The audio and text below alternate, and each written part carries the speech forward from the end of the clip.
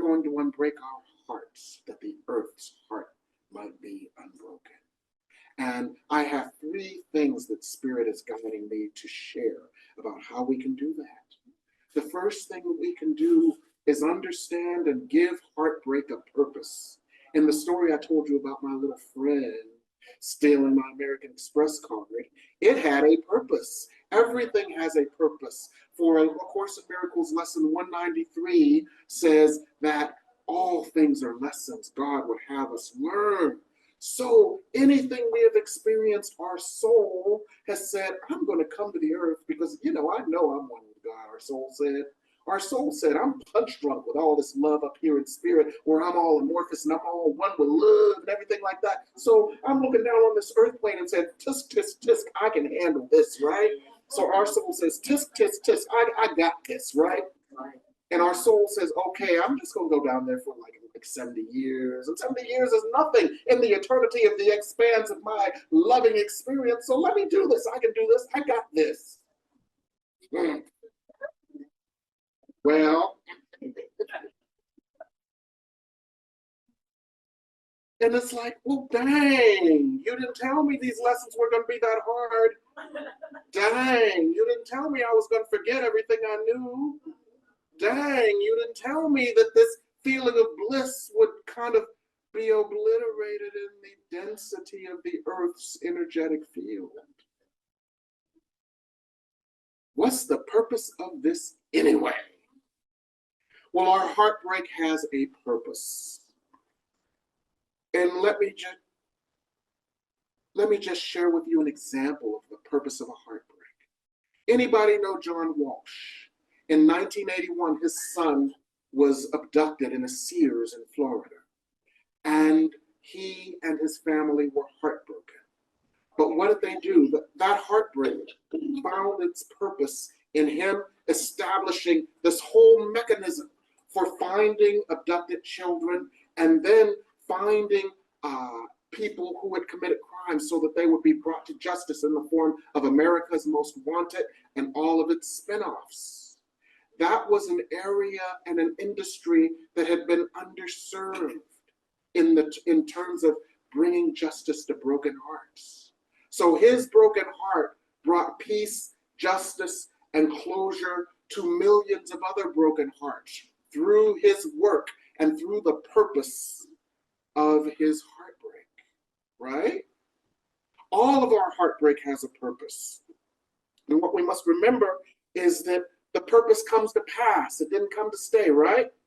John Walsh had heartbreak, but he turned that energy into something good. And all of the energy of our heartbreak can be turned to something good. Elizabeth Kubler-Ross, the last stage of her stages of grief is growth, where we grow from it, where we start something new, where people who have lost a child start foundations to support the energies that would avoid someone else losing a child. It came to pass. Our heartbreak didn't come to stay. And quite often, as I alluded to before, this shows us who we are, who we aren't, so we can reclaim who we are. It shows us who we aren't, so we can reclaim who we are. Let me give you an example of this, okay? Way back in the day, when I had hair, I had spent a year in Japan professionally, so I got to see how the Japanese did business and how the Japanese had used technology in ways that we weren't doing it yet in the United States. And so I came back with this great idea for this great technological breakthrough that my company could employ that was going to make them a whole lot of money. And I put a white paper together on it. And I was the expert in this because I learned it all from Japanese. And I brought it back and I put together this white paper, and this white paper went to the highest echelons of the company, and we were going to start this new group, and this new group was going to make all this money and all that sort of thing. And so the other division of the company was reviewing my white paper because they were the ones who decided to take ownership of it and to take responsibility for the development of this group. They didn't want me. They took my white paper, They took my ideas, but they didn't take me. That's heartbreak. And you know what it showed me? Who I thought I wasn't, so I could become who I was. Because all my old scripts, the old script of the kid abandoned by his dad who didn't feel worthy, the old script of the kid abandoned by his dad who who in all my career, all these Nepo babies got the jobs that I was more qualified for. Half of them didn't, I'm not going to use the word what they didn't know, but half of them didn't know a darn thing. But they got jobs over me that where I had to teach them their jobs because they had dads who put them in positions and they got promotions that I earned. So all of this, I'm doing all the churning and somebody else gets the butter.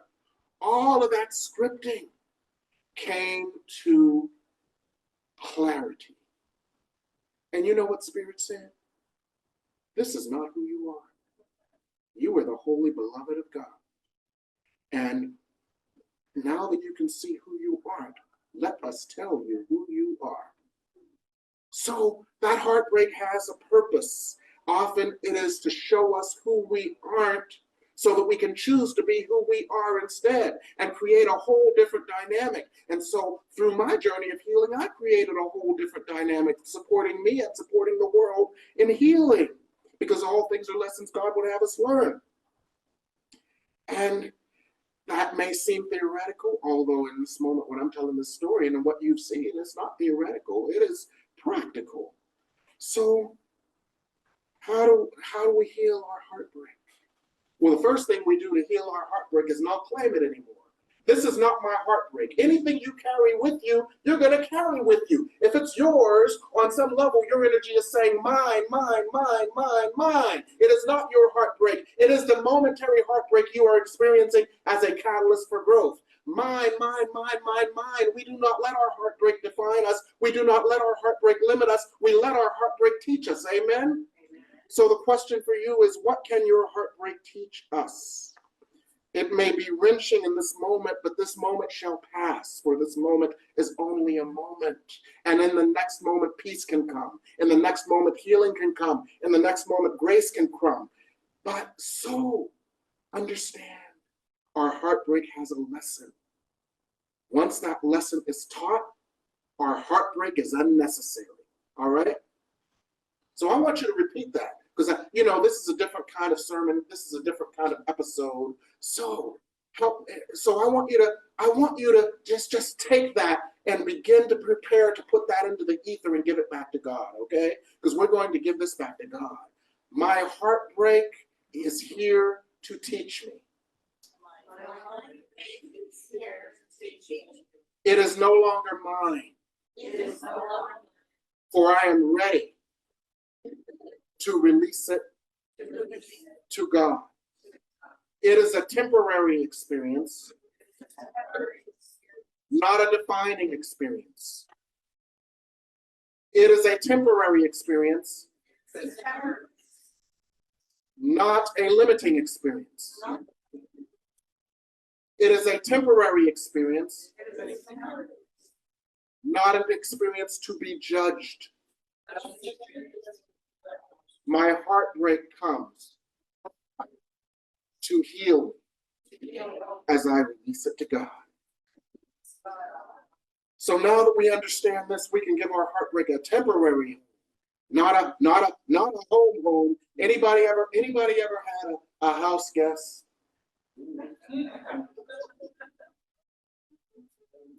Make your boundaries clear. Because if you don't make your boundaries clear, you will have someone suing you for your house. Amen? So this heartbreak is not a house guest. It has a temporary home with a contract. Amen? It is not your heartbreak. It is a temporary experience meant to guide you and heal you. It does not live here. It is emerging here to be released. Amen? That is a different perspective. In the pit. I've been watching The Pit lately. I've not gotten to the end of season 2, but anybody here know The Pit? It's on one of those pay stations. I don't pay for it, but when I go to the mountains, I watch it. Don't God bless me. The Pit is a story about this emergency room in Pittsburgh, right? And so they had this homeless man. They came in and they had an outside shower for the homeless. And they had to bring him back to the emergency room because he was in the waiting room and people were like fainting because of the odoriferousness of him. And so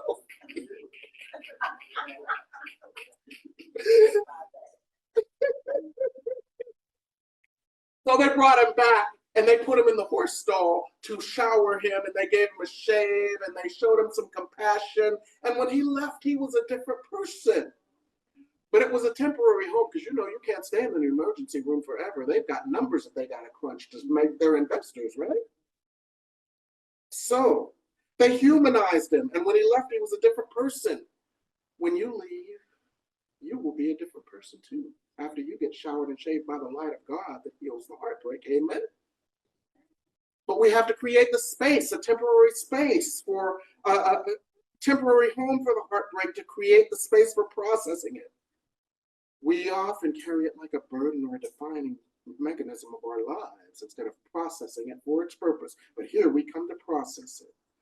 As we know, healing is repetitive, yet healing is cumulative. So how do we process this? We continually create the space for it and understand that this processing is not like a 30-minute sitcom or a 60-minute detective mystery series on ID where everything is resolved in 30 minutes or 60 minutes. This is a process. So what do? You create the safe space. You create the safe space where you feel safe. You create the safe space where you feel oneness with God. You create the safe space where you are adept, falling forth, feeling, and healing with the power and energy of God, just as we did today, right?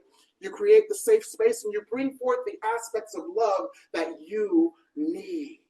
Okay, my heart, and Charlie did a wonderful job with setting this up. Okay, my heart needs to feel compassion because I've been judging myself and I don't feel compassion for myself. So we create the safe space where we call forth the vibrational frequency of compassion from the source that gives us all. I allow and I invite and I invoke the compassion of this one into my heart that has needed to feel this compassion. We bring forth the aspects of love and any aspects of love that we feel that we need to address the heartbreak that we are experiencing in the moment. Whatever aspect of love we need, we bring it into the space. Whatever aspect of the love we need, we bring it into our minds. Whatever aspect of the love we need, we bring it into our energies. Whatever aspect of the love we need, we bring it into our experience. And we immerse ourselves in this vibrational frequency. And how can we immerse ourselves in this vibrational frequency? We can chant. We can write the word down.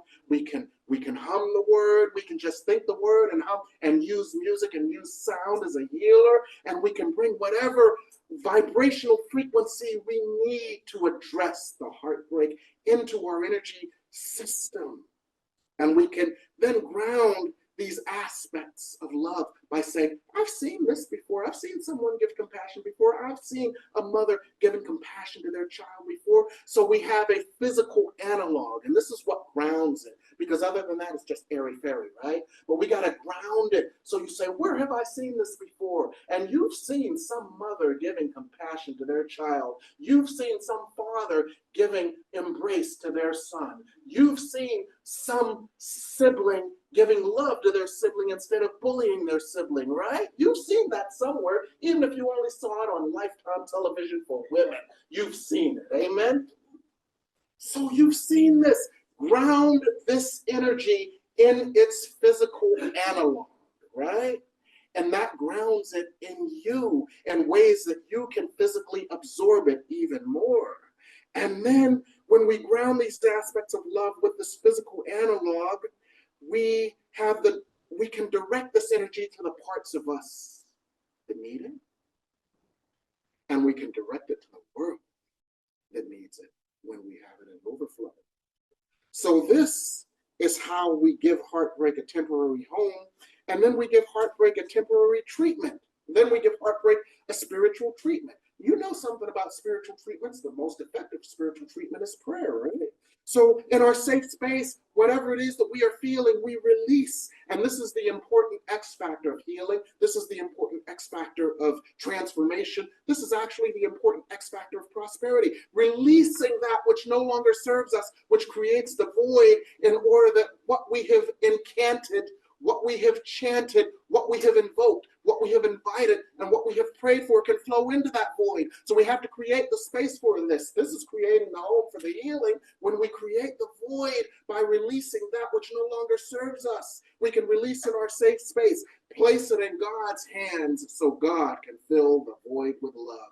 Place it in God's hands so God can fill the void with love. Place it in God's hands so God can fill the void with love. And how do we release this? We can release it in movement. We can release it in chanting. We release it in emotional releases. You know, as my friends from MBA school, when they joke at me, so this is where we beat pillows and talk to baby dolls? Yes, this is where you beat pillows and talk to baby dolls. And we can release it in journaling. We can release it in a therapeutic environment with someone adept at working with the energy. But we release it. You see, the heartbreak was never yours. The heartbreak was never yours.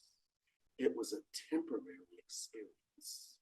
The growth is yours. The healing is yours. The transformation is yours. That's why you came here. You didn't come here to get your heart broken. You came here to get your heart healed. Amen? Anybody with me? I didn't come here to get my heart broken. I just came here to get my heart healed. And when we take that different perspective, we can understand and we can release the heartbreak and allow the healing that is the purpose of the heartbreak. And the clarity that follows. The release is so important. When we release all the jumble of our confused emotions and all our anger and pain and disappointment and disillusionment, clarity follows. What is the clarity? What is the story I was telling myself about being the prodigal child, evicted, unworthy, and thus needing to work my way back into God by going through this obstacle course of pain and suffering? That is the story. But what is the glory? The glory is that as I release the story, I can be in the glory of my true self, my higher self, my holy self, my whole self, my deserving self, my